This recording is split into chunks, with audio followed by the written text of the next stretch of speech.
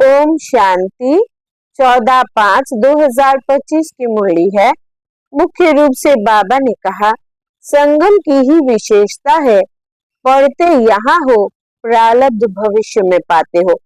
सारे कल्प में ऐसी पढ़ाई नहीं पढ़ाई जाती जिसकी प्रारब्ध दूसरे जन्म में मिले।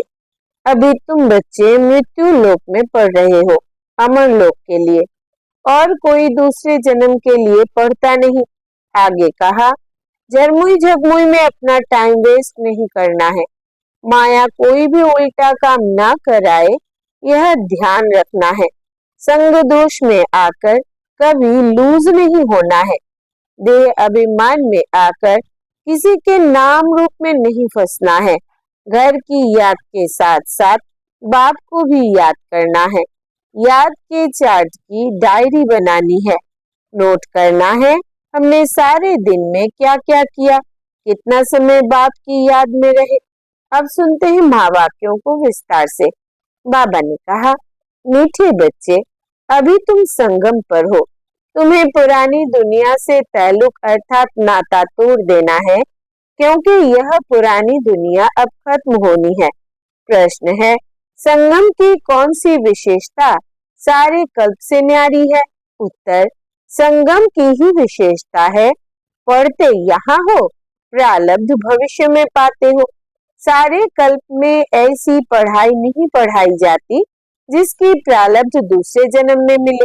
अभी तुम बच्चे मृत्यु लोक में पढ़ रहे हो, अमर लोक के लिए, और कोई दूसरे जन्म के लिए पढ़ता नहीं। गीत, दूर देश का रहने वाला। ओम शांति। दूर देश का रहने वाला कौन? यह तो कोई भी जानते नहीं। क्या उनको अपना देश नहीं है? जो पराये देश में आए हैं वो अपने देश में नहीं आते हैं। यह रावण राज्य पराया देश है ना? क्या शिव बाबा अपने देश में नहीं आते हैं? अच्छा, रावण का परदेश कौन सा है और देश कौन सा है? शिव बाबा का अपना देश कौन सा है, पराया देश कौन सा है? फिर बाप आते हैं पराये देश में, तो उनका देश कौन सा है? अपने देश की स्थापना करने आते हैं, लेकिन क्या वो अपने देश में खुद आते हैं?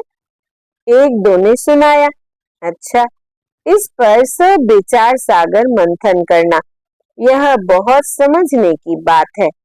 रावण का पराया देश बताना बहुत सहज है। राम राज्य में कभी रावण आता नहीं। बाप को रावण के देश में आना पड़ता है, क्योंकि रावण राज्य को चेंज करना होता है। यह है संगम युग। वो सतयुग में भी नहीं आते, कलयुग में भी नहीं आते, संगम युग पर आते हैं। तो यह राम का भी देश है, रावण का भी देश है। इस किनारे राम का, उस किनारे रावण का है। संगम है ना? अभी तुम बच्चे संगम पर हो, ना इस तरफ ना उस तरफ हो। अपने को संगम पर समझना चाहिए। हमारा उस तरफ ताल्लुक नहीं है। बुद्धि से पुरानी दुनिया से ताल्लुक तोड़ना पड़ता है। रहते तो यहाँ ही है, परंतु बुद्धि से जानते हैं यह पुरानी दुनिया ही खत्म होनी है। आत्मा कहती है, अभी मैं संगम पर हूँ। बाप आया हुआ है, उनको खिवैया भी कहते हैं। अभी हम जा रहे हैं। कैसे? योग से। योग के लिए भी ज्ञान है, ज्ञान के लिए भी ज्ञान है। योग के लिए समझाया जाता है, अपने को आत्मा समझो, फिर बाप को याद करो। यह भी ज्ञान है ना? ज्ञान अर्थात समझाने। बाप मत देने आए हैं। कहते हैं, अपने को आत्मा समझो। आत्मा ही 84 जन्म लेती है। बाप बच्चों को ही विस्तार से बैठ समझाते हैं। अभी यह रावण राज्य खत्म होना है। यहाँ है कर्म बंधन, वहाँ है कर्म संबंध। बंधन दुख का नाम है, संबंध सुख का नाम है। अब कर्म बंधन को तोड़ना है। बुद्धि में है हम इस समय ब्राह्मण संबंध में है, फिर दैवी संबंध में जाएंगे। ब्राह्मण संबंध का यह एक ही जन्म है, फिर 8 और 12 जन्म दैवी संबंध में होंगे। यह ज्ञान बुद्धि में है, इसलिए कलयुगी छी कर्म बंधन से जैसे ग्लानि करते हैं। इस दुनिया के कर्म बंधन में अभी रहना नहीं है, बुद्धि मिलती है। यह सब है आसुरी कर्म बंधन। हम भी गुप्त एक यात्रा पर है। यह बाप ने यात्रा सिखलाई है। फिर इस कर्म बंधन से न्यारे हो, हम कर्मातीत हो जाएंगे। यह कर्म बंधन अब टूटना ही है। हम बाप को याद करते हैं कि पवित्र बन चक्र को समझ चक्रवर्ती राजा बने। पढ़ रहे हैं, फिर उनका एम ऑब्जेक्ट प्रारब्ध भी चाहिए ना। तुम जानते हो, हमको पढ़ाने वाला बेहद का बाप है। बेहद के बाप ने हमको 5000 वर्ष पहले पढ़ाया था। यह ड्रामा है ना। जिनको कल्प पहले पढ़ाया था उनको ही पढ़ाएंगे। आते रहेंगे, वृद्धि को पाते रहेंगे। सब तो सतयुग में नहीं आएंगे, बाकी सब जाएंगे वापस घर। इस पार है नर्क, उस पार है स्वर्ग। उस पढ़ाई में तो समझते हैं हम यहाँ पढ़ते हैं, फिर प्रारब्ध भी यहाँ पाएंगे। यहाँ हम पढ़ते हैं संगम युग पर। इनकी प्रारब्ध हमको नई दुनिया में मिलेगी। यह है नई बात।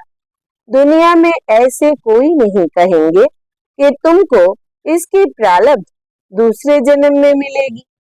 इस जन्म में अगले जन्मों की प्रारब्ध पाना, यह सिर्फ इस संगम युग पर ही होता है।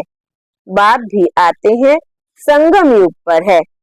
तुम पढ़ते हो पुरुषोत्तम बनने के लिए। एक ही बात भगवान ज्ञान सागर आकर पढ़ाते हैं, नई दुनिया अमरपुरी के लिए। यह तो है कलयुग मृत्यु लोक। हम पढ़ते हैं सतयुग के लिए, नरकवासी से स्वर्गवासी होने के लिए। यह है पराया देश, वो है अपना देश। उस अपने देश में बाप को आने की दरकार नहीं है। वो देश बच्चों के लिए ही है। वहां सतयुग में रावण का आना नहीं होता है। रावण गुम हो जाता है। फिर आएगा द्वापर में तो बाप भी गुम हो जाता है। सतयुग में कोई भी उनको जानते नहीं, तो याद भी क्यों करेंगे। सुख की प्रारब्ध पूरी होती है तो फिर रावण राज्य शुरू होता है। इनको पराया देश कहा जाता है। अभी तुम समझते हो हम संगम युग पर है। हमको रास्ता दिखलाने वाला बाप मिला है। बाकी सब धक्के खाते रहते हैं। जो बहुत थके हुए होंगे, जिन्होंने कल्प पहले रास्ता लिया होगा, वो आते रहेंगे। तुम पंडे सबको रास्ता बताते हो। यह है रूहानी यात्रा का रास्ता। सीधा चले जाएंगे सुखधाम। तुम पंडे पांडव संप्रदाय हो। पांडव राज्य नहीं कहेंगे। राज्य ना पांडवों को ना कौरवों को है। दोनों को ताज नहीं है। भक्ति मार्ग में दोनों को ताज दे दिया है। अगर दे भी तो कौरवों को लाइट का ताज नहीं देंगे। पांडवों को भी लाइट नहीं दे सकते, क्योंकि पुरुषार्थी है। चलते चलते गिर पड़ते हैं, तब किसको देवे। इसलिए यह सब निशानी विष्णु को दी है, क्योंकि वो पवित्र है। सतयुग में सब पवित्र संपूर्ण निर्विकारी होते हैं। पवित्रता की लाइट का ताज है। इस समय तो कोई पवित्र नहीं है। सन्यासी लोग कहलाते हैं कि हम पवित्र हैं, परंतु दुनिया तो पवित्र नहीं है ना। जन्म फिर भी भिखारी दुनिया में ही लेते हैं। यह है रावण की पतितपुरी। पावन राज्य सतयुग नई दुनिया को कहा जाता है। अब तुम बच्चों को बाप बागवान कांटों से फूल बनाते हैं। वो पतित पावन भी है, खिवैया भी है, बागवान भी है। बागवान आए हैं कांटों के जंगल में।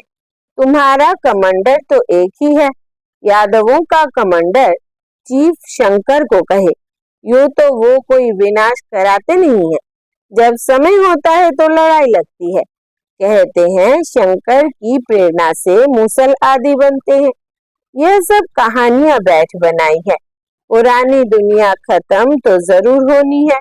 मकान पुराना होता है तो गिर पड़ता है, मनुष्य मर जाते हैं, यह भी पुरानी दुनिया खत्म होनी है। यह सब दबकर मर जाएंगे, कोई डूब मरेंगे, कोई शौक से मरेंगे, बम्स आदि की जहरीली वायु भी मार डालेगी। बच्चों की बुद्धि में है कि अभी विनाश होना ही है, हम उस पार जा रहे हैं, कलयुग पूरा हो, सतयुग की स्थापना जरूर होनी है, फिर आधा कल्प लड़ाई होती ही नहीं। अभी बाप आए हैं पुरुषार्थ कराने, यह लास्ट चांस है, देरी की तो फिर अचानक ही मर जाएंगे। मौत सामने खड़ा है, अचानक बैठे बैठे मनुष्य मर जाते हैं।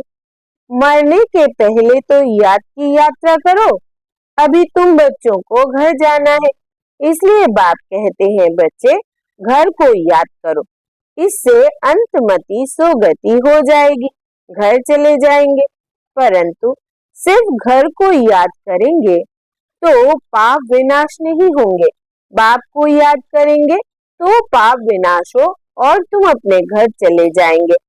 इसलिए बाप को याद करते रहो, अपना चार्ट रखो तो मालूम पड़ेगा सारे दिन में हमने क्या किया, 5-6 वर्ष की आयु से लेकर अपनी लाइफ में क्या क्या किया, वो भी याद रहता है। ऐसे भी नहीं सारा टाइम लिखना पड़ता है, ध्यान में रहता है। बगीचे में बैठ बाबा को याद किया, दुकान पर कोई ग्राहक नहीं है, हम याद में बैठे रहे, अंदर में नोट रहेगा। अगर लिखने चाहते हो तो फिर डायरी रखनी पड़े। मूल बात है ही यह, हम तमो प्रधान से सतो प्रधान कैसे बने, पवित्र दुनिया के मालिक कैसे बने, पतित से पावन कैसे बने, बाप आकर यह नॉलेज देते हैं। ज्ञान का सागर बाप ही है। तुम अभी कहते हो बाबा हम आपके हैं, सदैव आपके ही है, सिर्फ भूल कर देह अभिमानी हो गए हैं। अभी आपने बताया है तो हम फिर देही अभिमानी बनते हैं। सतयुग में हम देही अभिमानी थे, खुशी से एक शरीर छोड़ दूसरा लेते थे। तो तुम बच्चों को यह सब धारणा कर फिर समझाने लायक बनना है तो बहुतों का कल्याण होगा। बाबा जानते हैं ड्रामा अनुसार नंबरवार पुरुषार्थ अनुसार सर्विसेबल बन रहे हैं। अच्छा, किसको झाड़ आदि नहीं समझा सकते हो? भला यह तो सहज है ना, किसको भी बोलो तुम अपने को आत्मा समझ बाप को याद करो, यह तो बिल्कुल सहज है। यह बाप ही कहते हैं मुझे याद करो तो विकर्म विनाश होंगे और कोई मनुष्य कह ना सके सिवाय तुम ब्राह्मणों के, और कोई ना आत्मा को ना परमात्मा बाप को जानते हैं। ऐसे ही सिर्फ कह देंगे तो किसको तीर लगेगा नहीं। भगवान का रूप जानना पड़े, यह सब नाटक के एक्टर्स है। हर एक आत्मा शरीर के साथ एक्ट करती है, एक शरीर छोड़ दूसरा ले फिर पार्ट बजाती है।